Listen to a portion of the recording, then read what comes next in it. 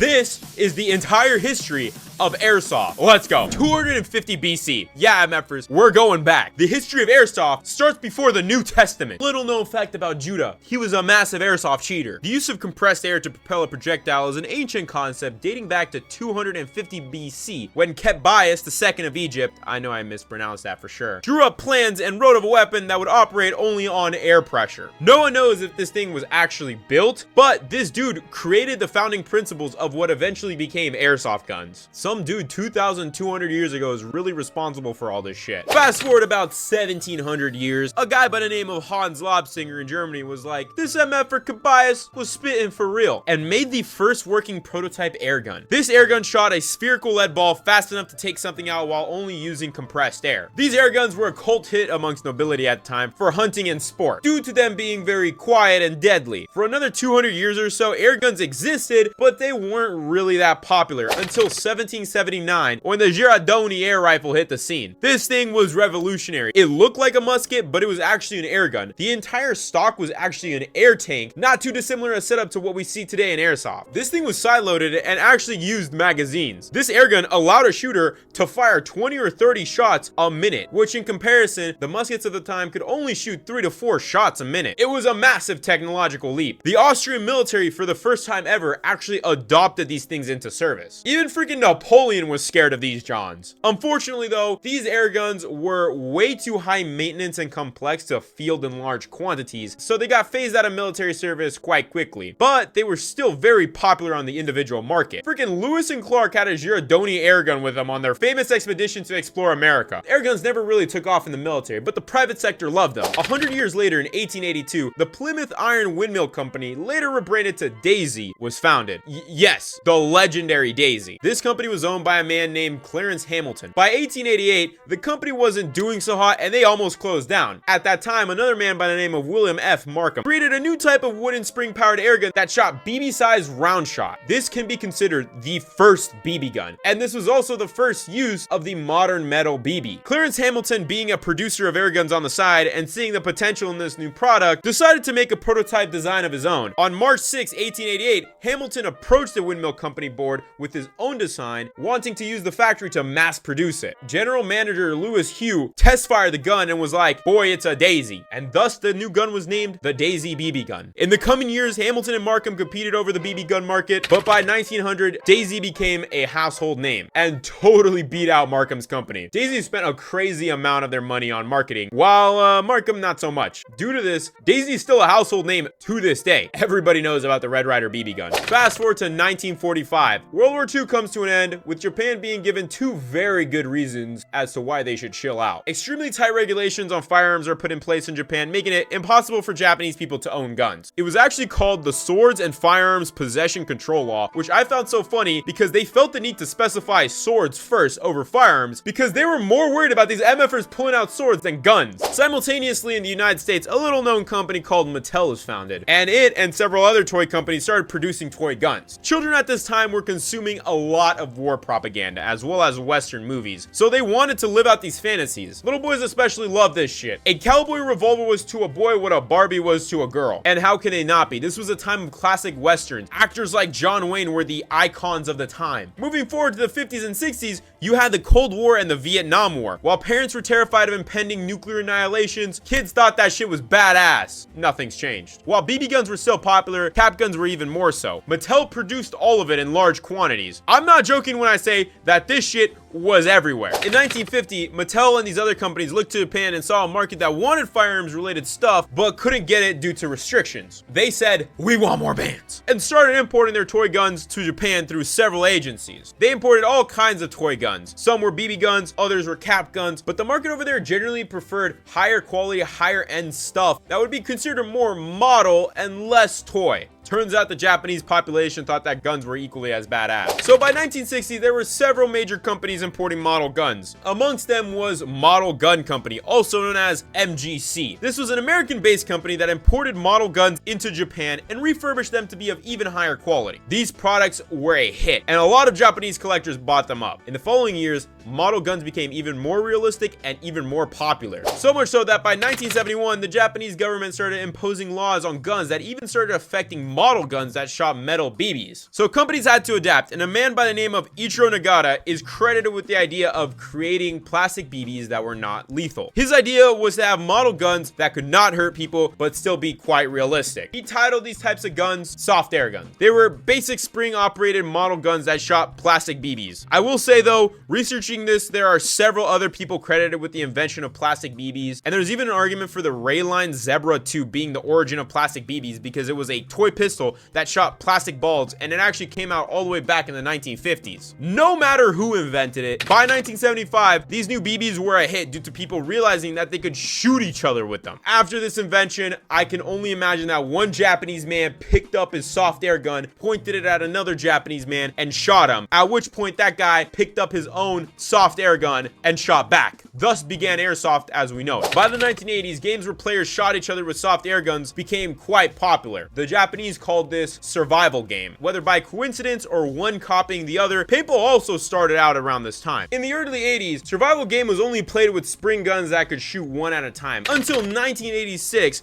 when Japan Arms Collection, another pioneer of the airsoft space, released the very first full auto airsoft gun. It was called the Jack Battlemaster, and it looked nothing like any gun we know. It was gas operated. You just stuck a green gas canister right in the ass end of this thing, and it had a 30-round mag that you could mag dump. Fun fact, the gas operating system used in this thing is actually the progenitor of 90% of the gas operating systems that you see in airsoft guns today. When this thing hit the market, it started an airsoft arms race. A full auto gun easily overpowered the one-shot springers, and everybody else wanted their own full auto gun so they could compete. This was also the 80s. American action movies were at their peak. You had freaking Die Hard, Predator, Commando, Rambo, and a whole bunch of other movies hitting the scene. Japanese people saw these movies and wanted to use the same guns in their matches of survival game, and replicas of these guns soon began popping up everywhere. Players of survival game, unlike in paintball, tended to like a little more realism. They wanted their guns to be competitive but also realistic, and my boy Kobayashi was like, I got you. So in the late 1980s, he designed the very first gas blowback airsoft gun. It was a replica of the M93R, which by the way is freaking RoboCop's gun. I can't imagine a more perfect gun to premiere blowback to the airsoft market. Kobayashi at the time was working for MGC, but unfortunately they ended up going out of business. Luckily though, he switched over to a little company called Tokyo Marui. Kobayashi brought his skills over to Tokyo Marui and designed a new gas blowback system that is still used today. Tokyo Marui started out as a Japanese toy company selling all kinds of things like RC cars, model planes, and baseball toys, but by 1985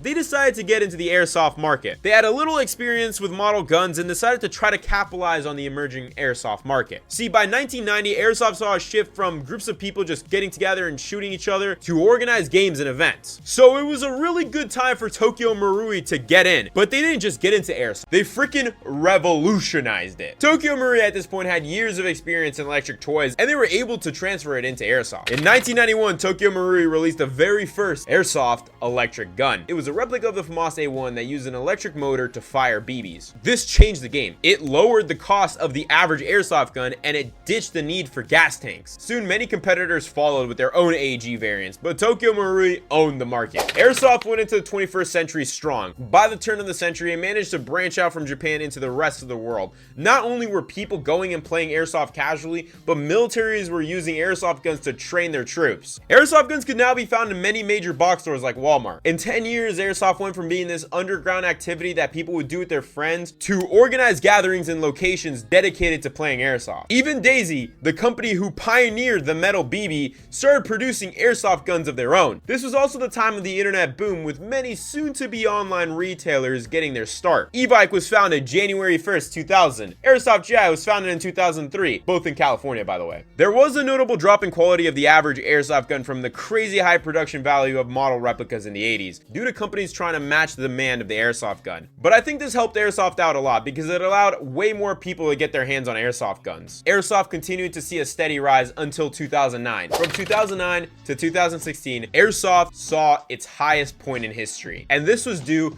to a perfect storm. This was the golden age of COD. The banger Modern Warfare 2 came out, then Black Ops, followed by Modern Warfare 3, then Black Ops 2. It was the MFing time to be a kid. It was a time of trick shotting, zombie Easter egg hunting, angry party chats, and Mountain Dew Dorito combos. Also, a little website called YouTube was starting to take off, with many people finding it to be their new favorite way to consume content. These two things coupled together launched airsoft into the stratosphere. Kids found airsoft content on YouTube extremely fun to watch because it was Call of Duty in real life. Many legendary airsoft YouTubers saw their start in this time. Jet the Desert Fox, Novridge, Level Cap Gaming, The Legend US Airsoft. The list continues. All these guys pulled in millions of views because kids wanted to see their crazy sniping videos or insane milsims. Kids would see these videos where airsoft YouTubers were riding in the back of tanks or sniping off rooftops, and they wanted to do that shit themselves. If you were a kid at this time, you either really wanted to play airsoft or were already playing airsoft. It was really easy to get into as well. A kid could order an airsoft gun off eBay, or they could walk into their local Walmart and buy one. They could even rent one at a field. Speaking of fields, casual airsoft fields started popping up all over the country. But it wasn't just casual airsoft blowing up. In 2012, Milsim West was founded, which brought airsoft matches that were closer to military training than anything else. Airsoft was so big that COD accidentally modeled an M4 after an airsoft gun. It was the JG System S. It was an amazing time in airsoft history. 2017 comes around, and unfortunately, after every meteoric rise, there must be some sort of fall. Airsoft didn't necessarily see a fall off, but more so a cooling of the explosive rise that it had. Call of Duty wasn't the same anymore. After crappy titles like Infinite Warfare and World War II, players just moved on to other games. People in general were just burnt out with FPS games. This was also a time of many tragic shootings happening in the United States, and parents were quick to blame anything gun related for that trend. Stores like Walmart stopped shelving airsoft guns altogether by this time. YouTubers like Level Cap Gaming stopped playing airsoft around this time as well. It just seemed like airsoft content overall wasn't getting the same views that it was before, due to a general lack of uninterest combined with YouTube regulating gun content significantly more. Mr. Beast did drop an airsoft battle royale video around this time, which was pretty fire. By the end of 2019, airsoft was still okay. It wasn't growing at the meteoric rate that it was before, but it wasn't dying by any means. Until 2020, when the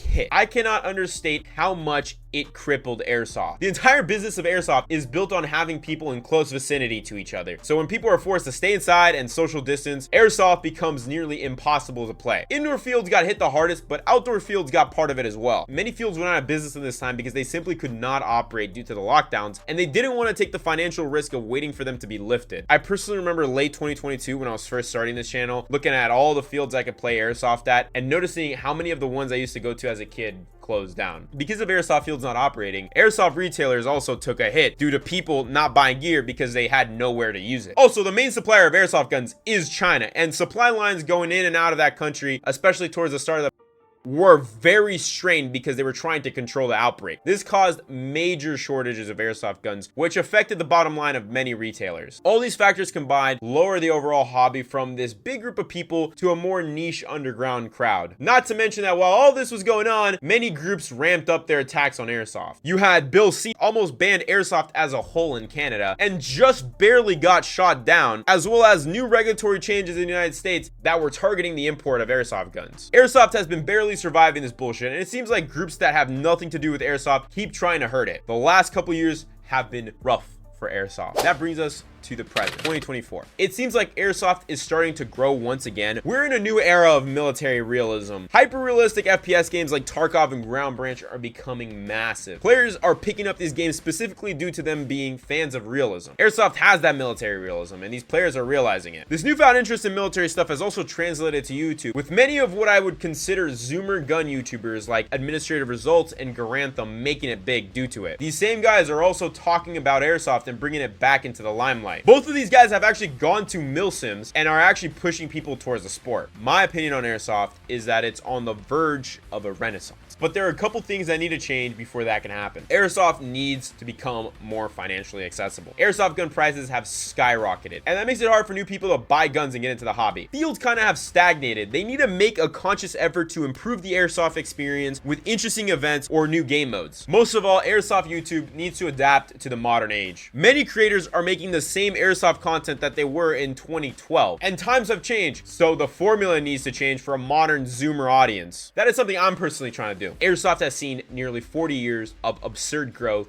only being stopped by a global tragedy that has since been beaten. So I think that trajectory will continue going up, but I guess we'll see. If you made it to this point in the video, make sure you like, comment, and subscribe. Guys, I have spent several nights becoming the world's foremost expert on mnemonic weapons. That means airsoft/air guns. Please subscribe. If I missed anything about the history of Airsoft, leave it down below. Comment what year you started playing Airsoft in. I started in 2011. So obviously, guys, face reveal. I just felt like changing it up a little bit. If you guys don't like it, I'll throw my mask back on next video. I just thought, we could leave the mask back in 2023. Other than that, have a good day. Remember, you're worth it, and go to the gym.